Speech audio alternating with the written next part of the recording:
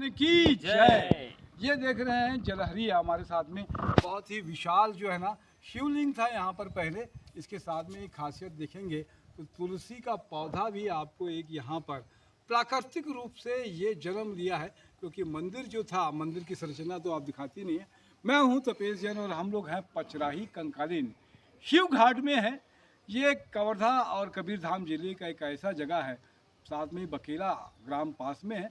ये प्रकृति की आनंद यहाँ पर देख रहे हैं और पुरातत्व की दृष्टि से देखें तो पूरे छत्तीसगढ़ में ही क्या पूरे भारत में अभी पचराही का नाम भी आता है, कंकालीन का भी नाम आता है और बकेला का भी नाम आता है।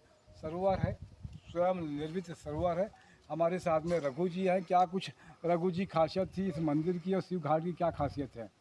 ये जगह इसको अपन शिव घाट बोलते हैं। जी और प्राचीन समय में जी सबसे बड़ा इस जगह में जी मंदिर यहीं पे था, क्योंकि आपसे इसमें शिवलिंग का आकार आप देख सकते हैं कितना जी बड़ा जी है यहाँ पे। जी जी और उस समय के लोगों की ये थिंकिंग रही होगी कि पास में सरोवर है, जी यहाँ से स्नान करो, फिर वहाँ से जल लेकर के आकर के भगवान की पूजा अर्चना किया करते थे उस टाइम के लोग। जी जी।